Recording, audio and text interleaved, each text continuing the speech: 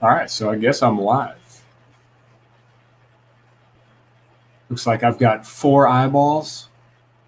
Ted Hallam says good morning. All right, we're cranking. Sorry if I was Looks like I've got 4 putting eyeballs. socks on. Ted Hallam says good morning. All right. Let me turn my phone off. Okay. Shruti, what's up? Hey, so yeah, this is my first time doing this, in case that wasn't super obvious. I was actually looking at my phone to see if the little creepy music would come up, but I guess because it's an impromptu live session, that doesn't happen. For those of you that are here, thanks for being here. I'm about to take my last swig of coffee here. And so we're here today to talk about the LinkedIn hard mode content challenge. And this is something, if people don't have a backstory to it, basically I just put it together because I get a ton of questions from people asking about how to make content. And it's just something that I don't think I've ever thought about in an organized fashion before. I just started leaning into it when I got challenged to do it for 30 days. I kind of put out a few posts here and there, nothing really organized. And so I got a challenge for, hey, get a free t-shirt if you put out 30 days of content. There were no requirements on what that content would look like. I was the one that decided to make it all original. That paid off in spades. And so I just kind of kept doing it. And no kidding, until fairly recently, a couple of months ago, I think it was every day for 7 or 8 months, with 1 or 2 exceptions. But it was one of those things that once it became a habit, it was almost harder to not put something out than it was to do it. And so to go back and say, okay, well, what were the challenges when I first started, and what did I do when I woke up one day and was just like, crap, what do I put out today? I don't feel creative today. Don't have anything kind of hanging on me, or there's no events going on that I want to talk about. And so what did I do to push through those kind of writer's block moments and deal with that? And I know people going into this challenge, some of them are a bit apprehensive. It's like, well, what happens in those scenarios? So I want to help with that. And I'm going to give you guys a couple of tips and tricks today to lean into it and to get ready for it, and to take advantage of the times when you are feeling creative and you have a bunch of good ideas, where those ideas come to you, how do you write them down, how do you keep track of them? So I had a few things that I think I wrote down that I wanted to go through today. Let me do the kind of the easy stuff first. So I'm going to share. Okay, let's share LinkedIn first. All right, hope you guys are seeing that well. So I just want to go through a couple of nuts and bolts. The easiest way for you guys to keep track of what's going on with the challenge, to get all of my posts, if you're not already sick of my content constantly popping up in your LinkedIn feed, and to see what other people are putting out there to get some inspiration or ideas, is just to follow the hashtag. And I'm aiming for a personal best on this hashtag. I have created multiple custom or original hashtags before with varying degrees of success. You can see Quinn Sites, that was one I made up.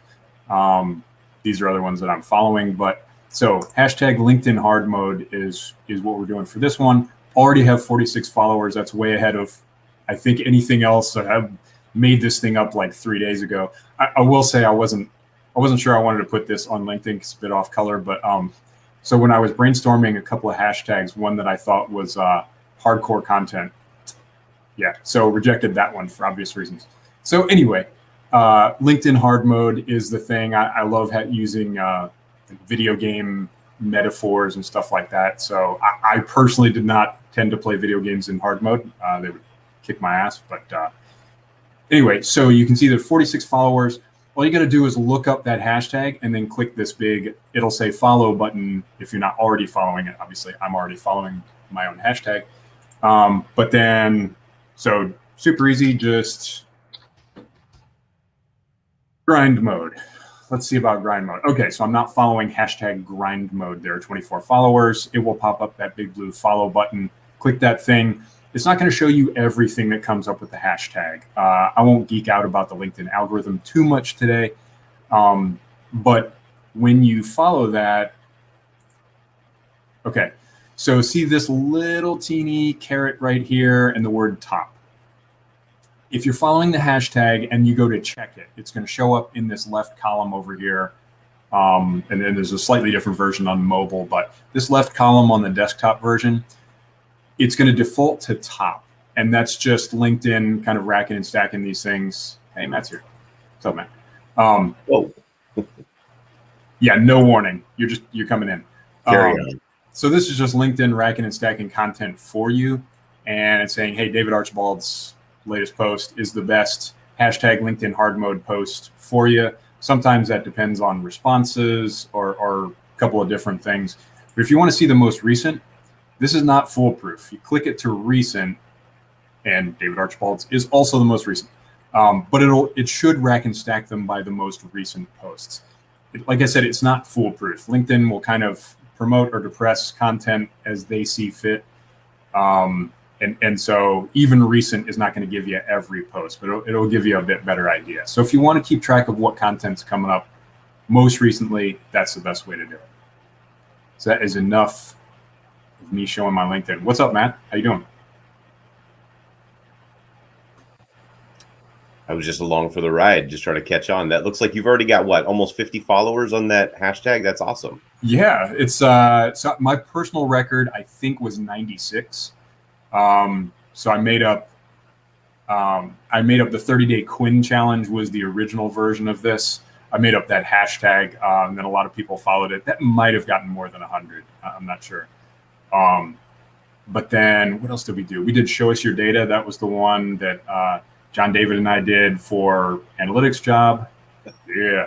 I picked the right shirt. It's a good one. So we did that, and that was just highlighting people that were following us or just doing cool stuff in data. That one got close to 100, I want to say. And then what was the Google Data Thoughts? I think that one got that almost got to triple digits. So I'm hoping for 100 on this one. So if everybody here, if you see this, go follow the hashtag, and we'll hit triple digits, and I'll feel better about my life. So the next thing, Matt, do you use Hootsuite? We have not rehearsed at all. So No, I don't. I was actually going to start looking into it. There's a couple of options in that space. Hootsuite's kind of like, they seem to be the big one. And then the one that I was looking at, I can't recall the name actually, but yeah. I know there are a couple others. I remember when I first started looking into this, somebody recommended Hootsuite. They named a couple of others. I think Hootsuite was the first one I looked at, and it looked appropriate. So just went with it.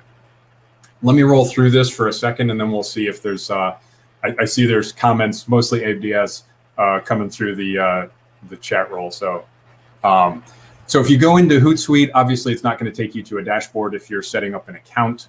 It's going to take you in.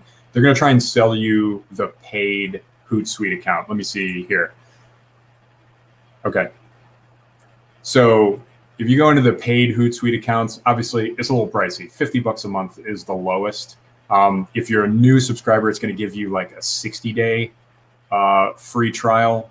You can see you can link 10 social accounts to it. It's a personal thing, but it's really for like branders and networkers. Like if you're looking to sell and you're looking to crank out like Twitter content and Facebook and Twitch, and you have 5, 6, 7 different accounts that you want to be putting out scheduled branded content. That's what that's for. So pretty much everyone on this call, I think if you're looking at Hootsuite, that's not even showing because it's a new window. Dopey. Okay. Anyway, just take my word for it. The paid Hootsuite account is $50 a month. You don't want to start with that. Start with the free account. So there's a couple limitations on the free account that are probably will not be much of an annoyance for anyone doing this challenge. You can only do 3 social accounts. At one point, I had my LinkedIn, my Twitter, and then the analytics job LinkedIn as well, because I was putting out daily content with those. Now it's just not working with analytics job currently, so that's I just use it for my LinkedIn and my Twitter, and I don't actually put anything out branded on Twitter. It's just my Twitter is basically just me bitching about college football and the referees in the Ohio State game. So, but once you establish an account and you link it to they call it streams. Your streams are your social accounts. You can see it's going to come up on this dashboard. It's going to pull in your most recent content that you've put out. So this just shows the posts that I've made on LinkedIn. What you're going to want to do is go to Publisher. Now, obviously, this is going to look very different on mobile. The mobile I've found is a lot easier to use than the desktop. There's some kind of hinky little things with the desktop that aren't super intuitive, where to find stuff. This tab here is for analytics. You have to do the paid version to get their analytics. Their analytics is pretty good. I did a trial on their paid version for a bit. It's all right. It has some useful insights, but if you're looking to do analytics, then you're probably willing to pay for it. Okay, so if you go into the content tab here, this is where you're going to keep your drafts. Now it's very easy on the mobile version. I think there's like a big plus sign, and you just click that and you just start typing a new draft. So this is where I use this to kind of put together my sweat file. And so anytime I get any kind of creative inspiration, click right into HootSuite and just start typing. I've also used Evernote. That's kind of useful. It gets a bit irritating. They badger you constantly to get their paid version. So I've kind of eased off of Evernote because that gets a bit annoying. I know that people do use Google Keep. What about you, Matt? What do you use to compile your creative inspirations? It's a combination of Word and Excel. I've got a Word Old doc school, where I like, have my drafts, and then I've got Excel where I'll kind of like jot and organize things. It's probably not the best option, but it's sort of just kind of how I roll these days. I think you just like to a hammer, every problem looks like a nail, man. You just use Excel to fix everything. I mean, is there anything it can't do besides all this? Yes. I think the forever debate is it the most efficient tool to do task X?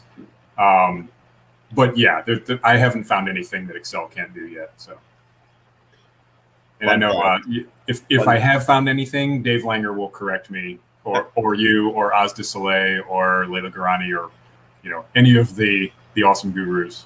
I was just about to say, Layla actually has a YouTube video where she shows from Excel how to submit LinkedIn content using Power Apps. So it can do stuff like this if you really have the gumption. But something like HootSuite, this is what it's built for. So, I mean, I'm looking at this thinking I got to sign up. When the day comes that Excel offers to rake the pine needles off of my yard, then I'm a permanent devotee. But yeah, so back on HootSuite, since it is, I believe, a slightly more efficient tool than Excel to publish your social media stuff. So you come in here, and so this is where you store your drafts. And so I actually, let me go ahead and edit this one. So this was a comment that I made on a friend's post. I'm not going to get super into like the sharing versus clipping pictures. I will tell you on this content or on this challenge, do not share posts. Don't share posts ever. It's just really bad. And just there are so many better and easier ways to get people to actually look at your content. I know sharing posts is generally the easy button, but it's a tree falling in the forest. Nobody's going to hear it. So, but I snapped a screenshot of my man Manjanatha's post here this morning. Interesting post. I had a comment that I made on it, took my comment, cut and pasted that into my own post, and attached the screenshot of his post as a picture on it. So this is going to get a lot more eyeballs and exposure. And if you got something to say, hey, why wouldn't you want as many people to see it as possible? So you can type this up in Hootsuite. You can post now, in which case, why wouldn't you just type it up in LinkedIn? But then you can do this. You can save changes if it's just an idea fragment, and I have several of those cooked up in there. Then you can do this schedule for later. And this is the real moneymaker right here. So we're going to say, okay, October's ending. So we want a real banger of a post. This is not, terribly special. It's just what I had cooked up for today. But we want a good banger of a post for Monday morning. So we're going to go November 1st. We're going to schedule that time. Sweet spot. Let's go 7:45 a.m. That is Greenwich Mean Time -4, our East Coast, so we can get that nice rolling response as daylight dawns across the United States. Done. Save changes. And now you can see it's queued up for Monday morning at 7:45. And then if you go back to your planner, it'll give you, once you have a bunch of them, it's going to look super cool with these little schedule tiles here. But you can see Monday morning, if you screw up, a lot of times I have screwed up in HootSuite. I'll forget to click the AM, PM. If I'm typing something up in the afternoon, that scheduler will default to PM. So best to come in here and check, make sure you want to put your stuff out in the morning where you are or where your audience is. And that's why I put that rule in the challenge that, hey, post at a consistent time. Figure out where your audience is. Who do you want to hit first with that fresh post? If that's the East Coast of the United States, like for me, awesome. 8 a.m. Eastern Daylight Time right now, or thereabouts. And that's why in one of the versions I said, hey, plus or minus 2 hours. Just keep it kind of consistent within that window. And that's going to develop your audience and have them kind of seeing your content at a consistent time every day. It's super helpful for building that following. What time do you like to post, Matt? I know you're living in Fresno, so it's Pacific time, but yeah, I'm usually up around 6, and if I've got something queued up, I'll aim to post it around 6:30 a.m. PST. So if I had something like this, I'd probably schedule it a little earlier to hit the East Coast time as well. I know that when I post, it's usually people are already rocking and rolling on their day, so that would be one of the benefits here for sure. Yeah, that it brings up another point, kind of leaning forward into the kind of the finer points of the challenge. Is you've got to kind of curate that post. And the biggest thing with a post is kind of that first hour to 2 hours that it's out on LinkedIn. It's not a hard and fast rule. I mean, you can set it and forget it, just fire that thing and go to work and come back on your lunch break and and respond to comments and stuff like that. That's not the end of the world. But the thing that's going to kind of curate that post, if you will, and get it propelled forward and get it a ton of eyeballs is if you post it at a time where you can check it periodically over that next hour or two. So if that's like first thing in the morning when you get up and you don't have to start work for an hour or two, that really helps, because if a thoughtful comment comes in and you're reacting, commenting back, and generating some conversation within your comments section, that really propels it forward and gets a ton of views and reactions and comments, and that's when it gets broadcast to a larger audience. So recently, being a bit more busy, I have posted some comment in the posts in the evening, and they've done okay. But certainly, you look back at them, it's like, okay, if I'd posted that at the time when I could really kind of engage in the conversation with the people that are reading it, it would have done a lot better. I'm gonna share this one just because it's so complimentary to me that we're going with that. So. Always love having Abe here. He promised to come and heckle. There's another one from Abe. Love having Shruti here. Appreciate you coming. Paulo's Picks, also in the house. Yeah, chat's pretty active. That's great. Yeah. No, I appreciate you spelling that out. Yeah, HootSuite. It's not super intuitive how to spell that. So Shruti's using Notion. I hear great things about Notion. She's trying to get me on that train. Haven't got there yet, but we'll see about it. Looks like you got Harpreet out there. Yeah, we got celebrities up in here, man. Yeah. Got Vin, got Harpreet. Thanks for coming, guys. Saranac Oktoberfest is the libation of choice today. Getting ready for some college football. I know Abe is about to watch the Michigan State game. His rooting interest is the polar opposite of mine. I think Michigan's a giant cream puff. And they're going to get exposed. Dave of Vermilion, thanks for coming, man. What if the times I can immediately interact are significantly off from when my audience is on the platform? Yeah, absolutely, man. I mean, so the number one thing is, is your content good? And everything else is kind of, I don't want to call it window dressing because it's not. It all makes a kind of strange sense when you think about it and you understand what is the point of LinkedIn, what do the designers of the algorithm want to encourage. It all kind of makes some twisted sense. You may not agree with the point of it or how they do it, but if you got to post, if you got to set it and forget it and just post that post and walk away to work, to sleep, to eat, to whatever, it's not the end of the world. If your content is good and your following is significant enough, it's probably going to get out there. There's a ton of luck involved. Just not to get too deep into it, but when you post something, LinkedIn shops it to a certain small percentage of your followers and your connections. I've heard estimates of it somewhere around 10% at first, but it's going to put that post in their feeds and see if they engage with it.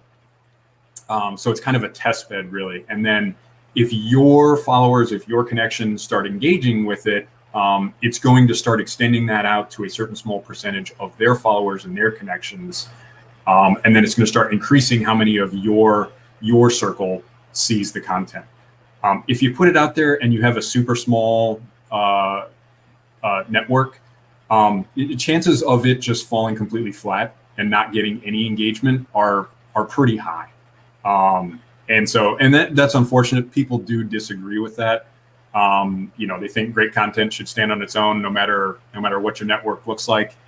I kind of just look at that as, hey, there are other platforms for some of that, and that's why you got to be consistent. You got to put stuff out there, and then your stuff gets promoted a little bit better. But I know, Matt, you've had some big hits lately, and I know you've had a couple of kind of dry stretches where just us talking, like your stuff wasn't getting the kind of engagement you want. Have you managed to make sense of it? Yeah, it's one of those that it's super interesting. I think people cope with the ebbs and flows differently. Some people go on public gripes. Some people will keep it kind of personal, and then they'll stay quiet and beat themselves up. I'm in it for the long haul, so I'm just trying to understand it. And I don't know that I fully do understand it. It's more a matter of just like taking notes, trying to be an observer, being an analyst about it. Like, did I do something different? Did I not? Was there a timing difference? Was there hashtag difference? And just take what you can and move forward. So yeah, I've had some dry spells and I've had some bangers of a month. Like September was crazy for me. I added a bunch of followers, and it was a couple of posts that got huge views, but then the beginning of October was just crickets. And it could be anything. It could be seasonality. Everybody could have been working on their budgets who typically looks at my content. You just don't know. You just got to be consistent and show up, like you said. Yeah, and I mean, there's like I said, there's a ton of luck involved, and there's just kind of circumstance, like you said. Today I put out the link for this, and I know full well, hey, posting links depresses your content. LinkedIn says they don't, but it absolutely does. And that's been my consistent experience for the last year of posting almost every day, twice a day if you count, the 9 months that I worked for analytics job and I was putting out original content for them every day. Links just don't work near as well as if you take a screenshot and attach it. I put out the link to this today just because I wanted this to kind of be the hardcore followers, and just I didn't want to kind of artificially promote this event. It was hastily planned. It's last minute. I just want to see honestly who showed up. But yeah, in future challengers, hey, I put that in there. Don't post links in the body of the post. I don't think it works. If you want to experiment with that, hey, awesome. But I think you're going to have a hard time, especially if you have a small network, you're trying to build it up. It really just does not work well. If you're a big celebrity like Harpreet Sahota or Vin Vashishta, you can probably post damn near whatever you want, and somebody's going to pick up on it. But yeah, Harpreet's got some good comments there. What's his question? Someone whose primary following is data scientists, nerds. They want to start talking about different things. Yeah, man, I'd say. So I think Harpreet's probably asking this for other people, but so I mean, I keep a number of consistent content themes, and I honestly, it wasn't strategic at all. I kind of stumbled into it, and then on the back end, I heard a bunch of people saying, "Hey, just 2 to 4 content themes is probably the sweet spot." So honestly, I always say I talk about veteran transition. I talk about the data industry and my career pivot into it, and I talk about my family and my personal experiences, and that's about it. But I mean, personal branding and networking, if you want to call that a different theme. But yeah, I think if you go more than that, you kind of muddy the waters. But yeah, Harpreet, I would definitely say for you or anyone else that's looking to branch out into, from kind of one stream to 2, I would say you just do it, but kind of plan that out and be consistent with it. So I would say if you put something out about, hey, you want to start talking about model trains, and that's your passion, and you make these little HO scale railroads all over the damn place. If you want to start talking about that, don't put out one post on that and then hit it again in 2 weeks. I would say probably if you've got a dedicated theme or content stream that you want to have associated with your brand, hit it at least once a week, if not twice when you're first starting out. And I think people will just start associating you with that. So I don't know. Yeah, I'd be interested to know what Harpreet's got cooking up. He said in the comments he's mostly asking for himself, and I've noticed personally that he likes to post like sort of philosophical things. Yeah, there you go. He's just said right there. Talk more philosophical, and I think it really depends on how you've cultivated your audience, and then how you relate it back to those people who are part of your core. Because for some it may fall flat. I know in the YouTube space this is like a big deal where you've got subscribers, people who expect a certain thing, and then when people start deviating from that, they get turned off, and you're going to actually lose subscribers. Whereas in LinkedIn world, it's more about the person, and you can probably get away with a few standard deviations. But if you're getting so far out of that space, you almost need to set up a separate persona per se, or like an organization or a group or something where you can complete that. If you actually care about the engagement, I think that's what it boils down to. If you don't care, do what you want. Like, and eventually you're going to be speaking to the people, and it's all about like restarting that engine is what it feels like. Yeah, I mean, you'll find that other tribe. And I've had people kind of hit me up lately about, well, what about if I focus on this niche or that niche? And nothing that I've heard is anything where I'm like, wow, that's so weird. You probably won't find anybody to talk to you about it. It's like, hey, put it out there, and sooner or later you're going to pick up 3, 4, 5 people, and eventually you're going to have people interested in what you're talking about, and they're going to follow you. So I want to get to Ted Hallam, because it's a great question. Ted is the head of the Veterans in Data Science and Machine Learning group on LinkedIn. That's a great one. If you're in that sphere, or if you're a veteran that's looking to get into data science, machine learning, and the whole data industry, absolutely connect with him. So he says, do you get the sense the first 2 to 3 people who react to your post dictate the lifetime trajectory of how LinkedIn propagates the post? I don't. So first 2 to 3 people who react, I don't know that it's that granular. I've never noticed that is a big deciding factor. The link I put out today for this thing, I think Anvesh, I don't know if he's here, he was one of the first ones to respond, and it wasn't kind of the, my usual suspects of people that respond quickly to my content that hit it up right away. And so, yeah, and I don't think that it's, I don't think that's a deciding factor. Especially when you're talking about like 2 to 3 people. I'd be interested, Ted, to know if you've seen that, or if that's something that you've seen to be a problem. But yeah, if that's a thing, I have not picked up on it. So interesting question though. I keep using my scroll bar, and it's Abe Diaz has great content. I concur. Your links tank. Okay.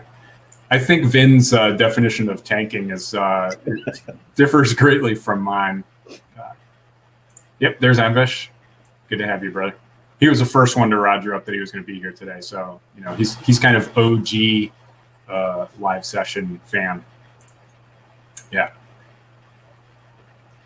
Yeah, Harpreet, I think, and Harpreet and I have kind of discussed this in messages, but I definitely think it's a thing with establishing that as part of your brand and establishing a tribe that's going to want to listen to that and interact with that.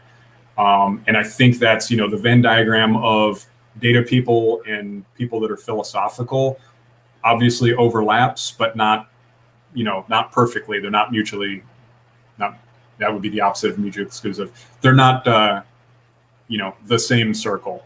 So yeah, I think you're kind of fighting for a new audience. And I think that struggle is probably not as difficult as fighting for your first audience where you got, 50 connections. But I think it's another slow build, Harpreet, I'm pretty sure.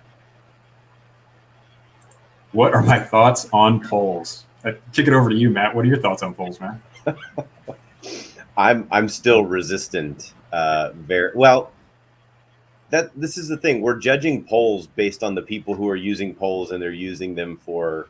I'm going to go take great liberties here for unsavory things. They're basically, it's akin to karma farming on Reddit. They're just trying to get reactions and engagement in a cheap way by posting nonsense. Clout chasers, man. Clout chasers. That's all it is. Yeah. So there's nothing inherently wrong with polls. I think that if LinkedIn is looking at engagement, and if more people are clicking buttons and they're getting some sort of dopamine hit by hitting yes, I was born, or answering stupid questions that are just like banal in generalities, it's like that's what happens. So I don't know how they can fix the algorithm to push that aside, but yeah, they get hate. It's because of the user. It's not the poll.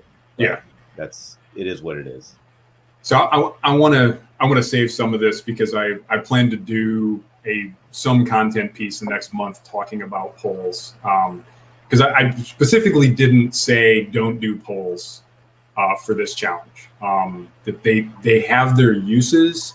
I agree with you. I despise the ones that are just clout chasers. I'm starting to kind of hate the joke ones as well. The ones that are like, ha ha ha, let me see how many clicks I can get on these funny options. I think that the real humor there has kind of run its course. Yeah. And so, every once in a while I see one that's still pretty amusing. But I think just the thing with polls, you get a lot of clicks on the votes, you get a lot of views. You get very few reactions, like far less than you would if it was just a piece of content with those same ideas. Because I think people that are just going to do a one-click response, they click on the poll and they keep moving. So you don't get the serial likers and the number of reactions that you would get from people that aren't going to respond. I feel like you get fewer comments as well. And probably for that same reason, people that are looking to do kind of token interaction, they're going to click the poll and keep moving. So I've done a couple of polls, mostly just to see how they do. I have crowdsourced a little input here and there about different things that was coming up, but I just polls are weird. And my usual question is, do views have value? are you looking for views? And if so, what value do they hold? If people are not interacting in any meaningful form, and are they then following you? I have not found that I get a lot of follows on days that I post a poll. So haven't done a lot of real analysis on it. That this is just me kind of back of the napkin, haphazard A/B testing. But I found that any of the metrics that actually matter, followers, engagement, kind of thought-provoking stuff, polls are kind of lacking. Not totally useless, but yeah, it kind of turns my stomach to go through the feed and be like, man, what are you doing? Like, what's the point of this? So, Anna is posting some great questions and contributions here. What do you think about posting strong opinions in an attempt to support nerdy employees? Yeah, I'm not. Anna, I hope if you're still on, can you clarify that? Because I'm not tracking what you're going for there. You got anything on that, Matt? I do know I have some connections that they're a little shy, and you do kind of. I do kind of single out their content and make sure that I'm engaging on it and trying to promote it. I think that's what that's aiming for. I do try to help, people that are trying to get out there and trying to get content. I'm going to try and engage on just about everybody that posts with the hard mode hashtag. But yeah, I hope she clarifies that, because I'm not quite tracking that. Abe's got to roll, got to go pre-flight for the Michigan game. Okay, Ted says connected to alumni from his alma mater, which is, I believe, is William and Mary for the master's degree. Sometimes a few of them like my post first, and it deviates my post that way. Yeah, Ted, it's absolutely going to spread that post out into their circles. But I don't think it restricts it from going any other direction, if that makes sense. I think you're just kind of a victim of who gets on it, who engages with it. So yeah, maybe I have not noticed Ted's content kind of appealing to to that crowd necessarily. It seems like, Ted, you post mostly data science-y stuff. So it goes out to the data science crowd, and if a ton of them are your fellow alumni, then that's who gets it, that's who rebroadcasts it. Mm-hmm.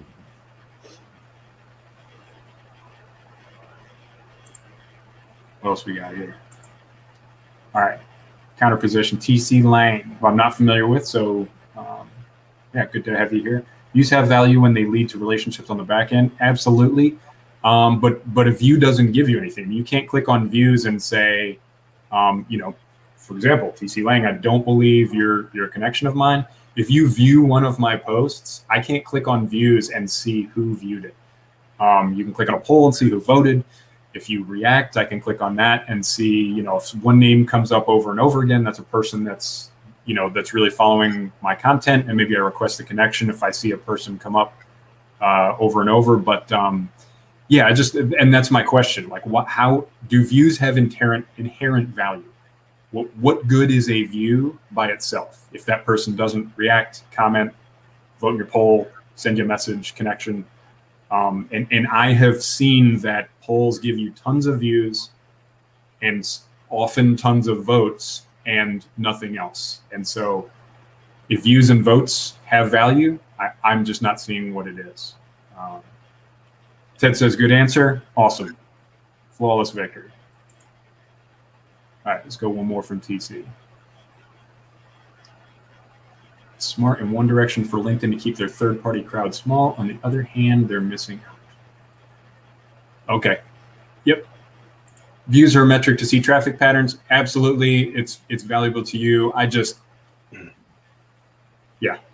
We could probably go back and forth on this all day. Like, love the perspective.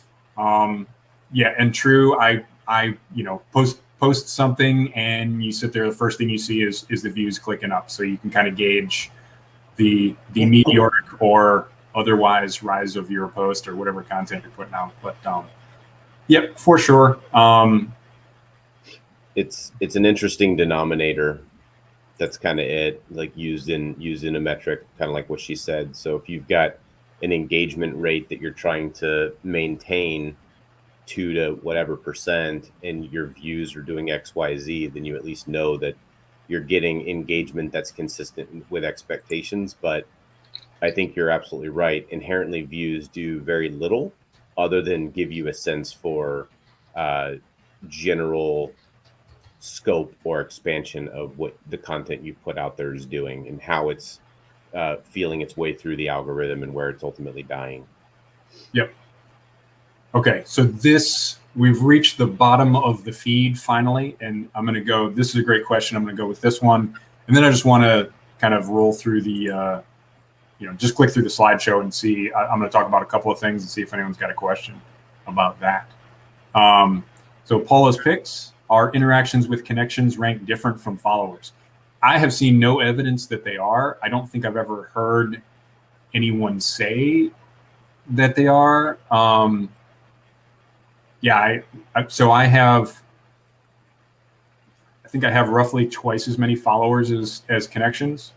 And they, plenty of followers interact. Usually if they interact a few times, I make them a connection because I just value engagement. And then, it's kind of, hey, let's, if we want a private message about something, I'm down for that. But yeah, so I don't think so. And I follow some kind of LinkedIn analysis geeks like Andy Foote and Richard Vanderblom and Jordan Palomar, Jordan. I always want to call him Jordan. Jonathan Palomar is good on that too. But yeah, I've never heard that come up, so I don't think that's a thing. Yeah, really, just the difference between connections and followers is if you're my follower, I don't see your content in my feed. Which you can unfollow a connection anyway, so it really doesn't make much of a difference there. But I don't see. And then if we want to message each other, it's got to be an in-mail. But as soon as you answer an in-mail, then it's not charged anyway, and then you can just message freely. So really, it's pretty easy to kind of approximate the value of a connection right off the bat. Just the people that I connect with, it's like if I'm interested in seeing your content, then I want a connection. If not, go ahead and follow. And kind of I think that's where everybody gets after a while. So anything on that, Matt? If you've got a hard stop, brother, I roped you in here, and so don't feel like you got to stay. I'm going to do about 10 more minutes. So not too I'm good to go. And I think it's an interesting question, but I have zero reason to believe that they're ranked differently. So I think your response was spot on. Awesome. Okay, so let's share. I'm going to share the slideshow real quick.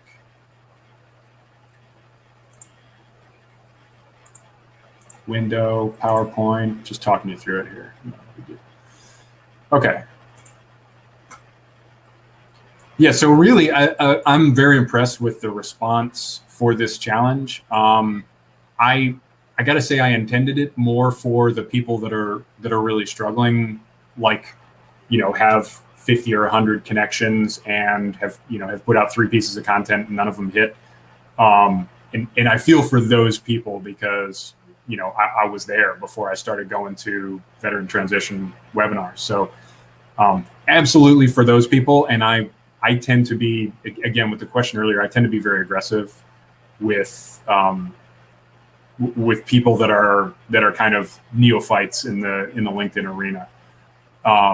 But I've had so much response from people that, I really kind of consider players and creators who have come to me and said, hey, my content hasn't been doing well lately, or I've been inconsistent with creation lately. This is exactly what I need to get me going. So it is open to everybody. I'm thrilled to have as many people as want to participate. It's all for you. So yeah, and so really this is just a lot of it is just for people that have questions about like why did post A work and post B didn't work? What am I doing wrong? I'm putting stuff out, or people that are like, hey, I've got 5,000 followers or connections, and I put posts out and I get 3 reactions. Why? That there are a whole set of unwritten rules that you can find somewhere. You can find them some places for free. You can certainly pay for them other places. Again, I'm not charging anything. I'm not starting a business. I'm not monetizing YouTube for damn sure. So this is just, honestly, I'm kind of tired of answering the questions piecemeal. And this is just something where it's like, I can point to one big thing and be like, do this and it will help you. And then we'll worry about the finer points later. So yeah, if you want to build a bigger network, if you want more clout, hey, whatever.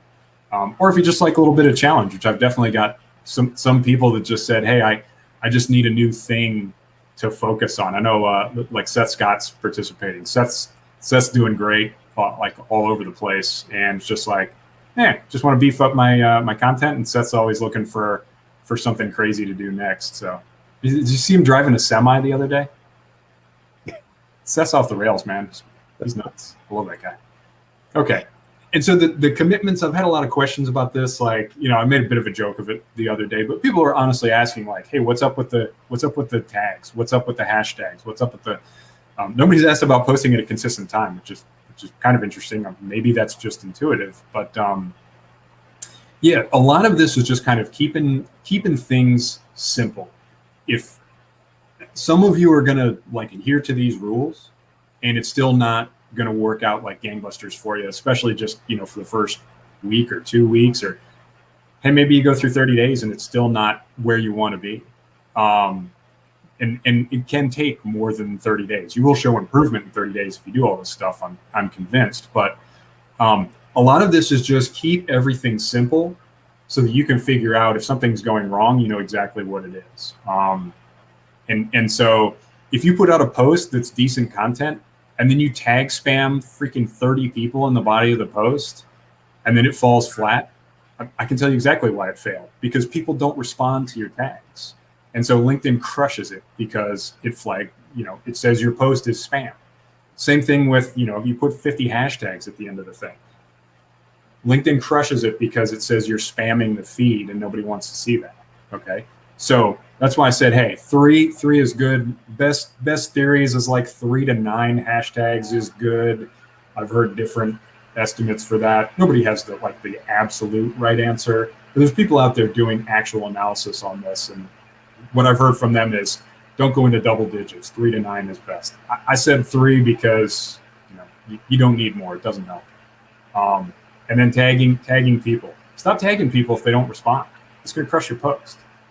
Because even a handful of people, if none of them react to it or comment back, your post is going to get slammed. And that's why it's failing.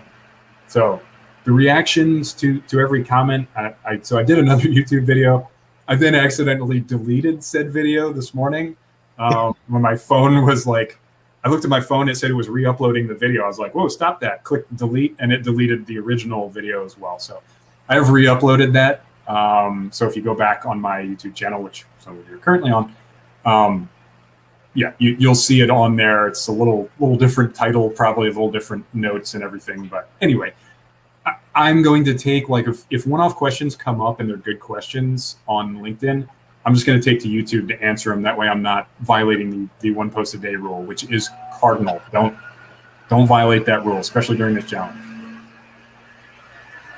Got any counterpoints on any of these, Matt? Any of them strike you as odd? I know you adhere to these pretty well. So yeah, I mean, I try to, and I think one of the things that it's so interesting, it's such an interesting case study where you've pointed out the types of things that people are coming back questioning. It's like they're already in the weeds, and I think they're trying to avoid the crux, which is you got to get the content. You got to get the content. So they're looking for outs, or they're looking for things to stumble before they have to do that. And what's going to happen over the course of 30 days is you're going to pick all your low-hanging fruit. You've got a couple of ideas you're going to bring out, but after the first week, the well's going to be dry, and you're going to be left reflecting on, wait, what is my voice? Like, what is my brand? Yeah. And it's going to start to get real over the back half of the month. And that's where I think people, it's going to be really interesting. If you follow through this journey, you're going to see a lot of really cool things start to happen and understanding what your brand really is. So I think it's a great challenge. I mean, it's like anything else, man. Pressure makes a diamond. So once you're hard pressed, when you hit that point where your Excel spreadsheet is just giving you the hashtag if error like every 5 seconds, and you're just like, why are you doing this? Why? My God, why hast thou forsaken me? And which I say to Excel quite often, but it just, what you do at that point, that's where the real learning occurs. And so when your creative well runs dry and you come up with something, that's where you're going to learn, kind of what you're made of with content creation. So I want to get to Ted's question here. So this is getting kind of more grad level. I did toss it in there, like respond to every comment with 8 words, which is kind of the breakaway point for an engaged comment versus a great post or interested or kind of bullshit comment. Respond with more than 8 words and a question. The reason for that is, like Ted alludes to here, that spurs conversation. And conversation is kind of that secret sauce that's going to take your post, great content, cool. You're getting reactions, cool. You're getting comments, even better. What takes it into that next kind of rocket booster phase is the conversations that come up in your comments. And the kind of uber level is conversations between 2 or more of your followers that don't include you. So a conversation that I make a post, Matt Breton responds to it, and then Matt Breton and I start going back and forth. That's good. But it see that it's tagged you as post author every time you say something.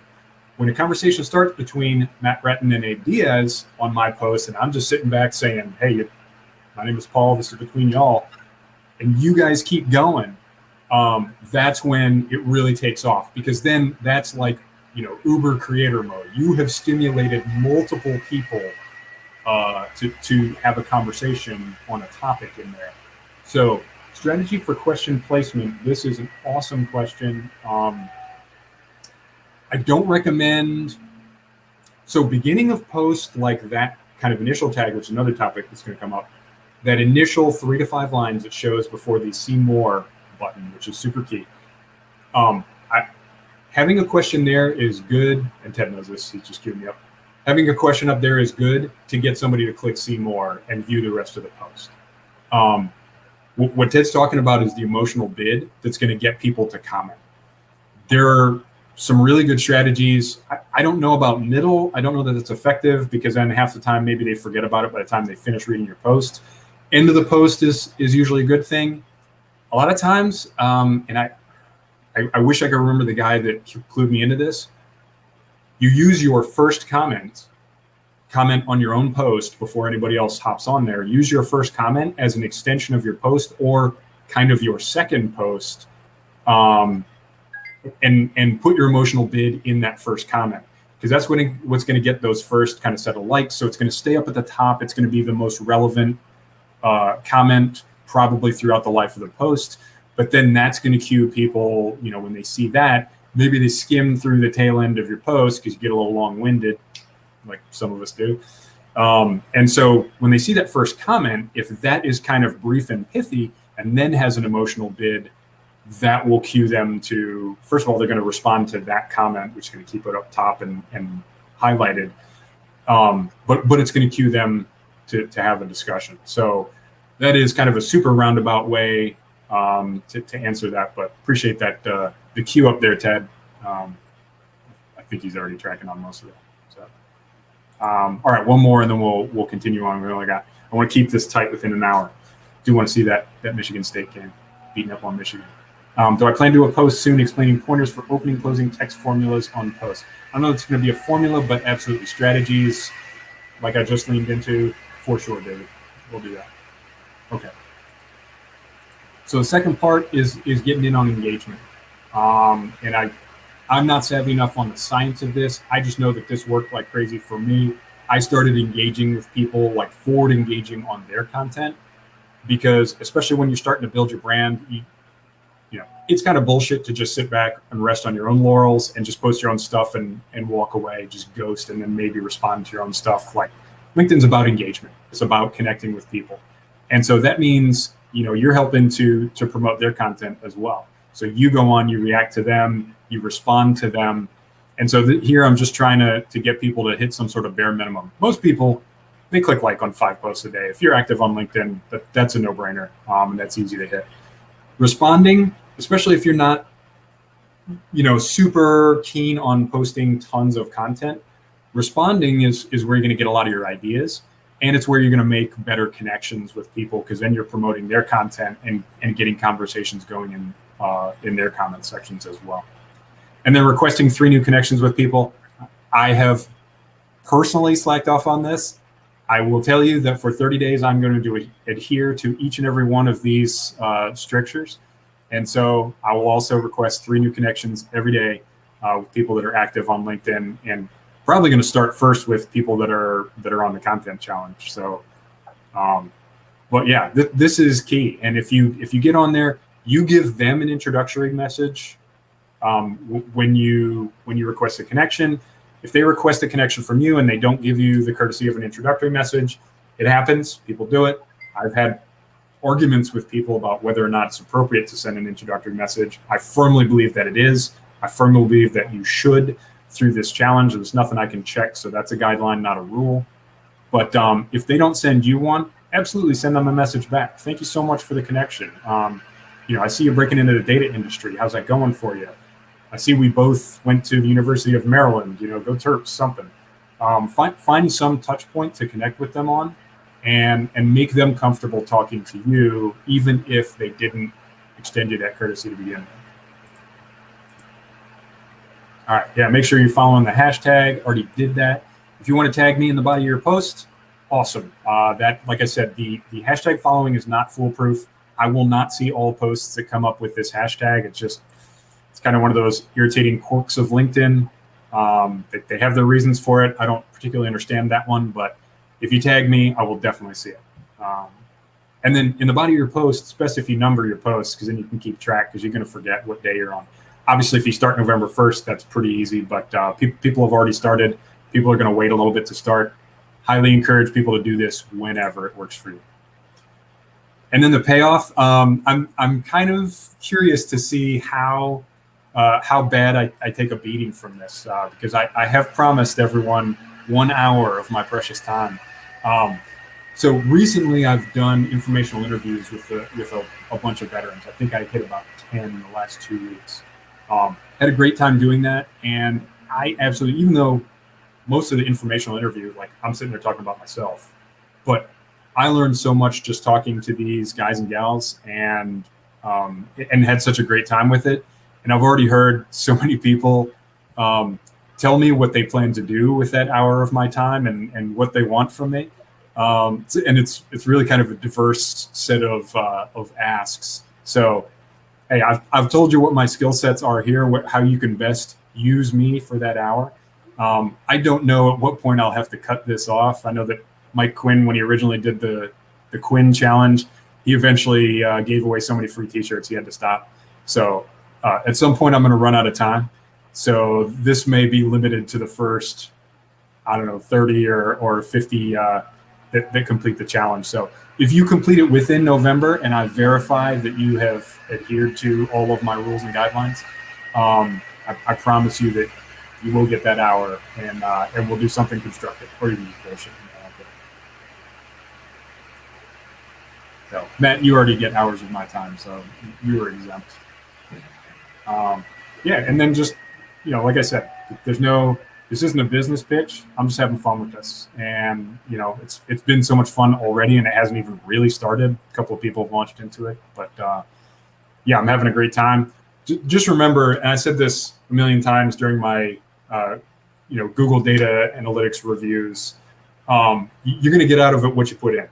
Nobody's sitting here, that this isn't like a proctored test at the end.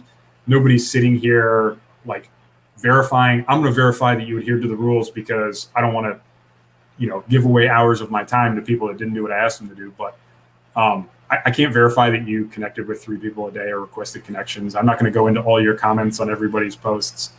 You're going to get out of this what you put in. I've put these basically 13 rules and guidelines together because this is what works.